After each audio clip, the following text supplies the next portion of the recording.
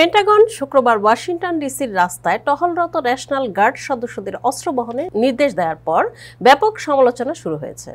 এদিকে হোয়াইট হাউসে president Trump জাতীয় জরুরি অবস্থা ঘোষণা করে শিকাগো ও নিউ ইয়র্কেও ন্যাশনাল গার্ড মোতায়েনের পদক্ষেপ নেওয়ার কথা জানান সাংবাদিকদের।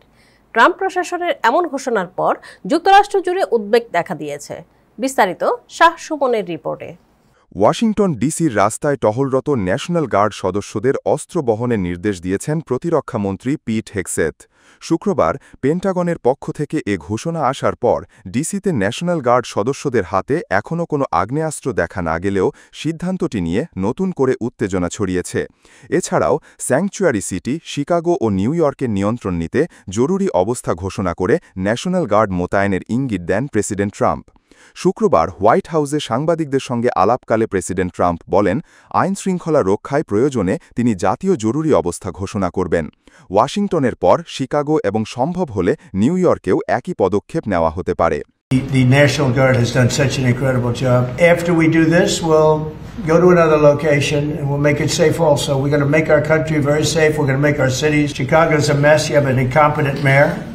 African-American ladies, beautiful ladies are saying, please, President Trump, come to Chicago. Something happens. So I think Chicago will be our next, and then we'll help with New York, and we're going to help with... national গার্ডকে অস্ত্র বহনের নির্দেশ রাজনৈতিক মহলে গভীর উৎকণ্ঠা দেখা দিয়েছে। অনেকের মতে এরকম সিদ্ধান্ত যুক্তরাষ্ট্র জুড়ে ট্রাম্প প্রশাসনের দাপট দেখানোর কৌশল। ডিসি কাউন্সিলের সদস্য চার্লস অ্যালেন এক প্রতিক্রিয়ায় বলেন, এটি কোনো প্রেসিডেন্টের সিদ্ধান্ত নয়, বরং কর্তৃত্ববাদী দখলের পথে এগোনোর স্পষ্ট ইঙ্গিত।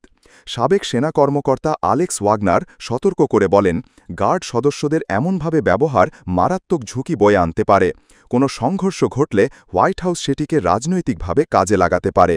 শুরুর দিকে ডিসিতে ৮০০ সদস্যের ন্যাশনাল গার্ড মোতায়েন করা হয় অপরাধ, গৃহহীন ও অবৈধ অভিবাসন নিয়ন্ত্রণে।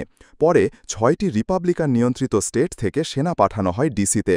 বর্তমানে প্রায় ২,০০০ ন্যাশনাল গার্ড এখন ডিসিতে অবস্থান করছে। Shah Suman, time television, new York.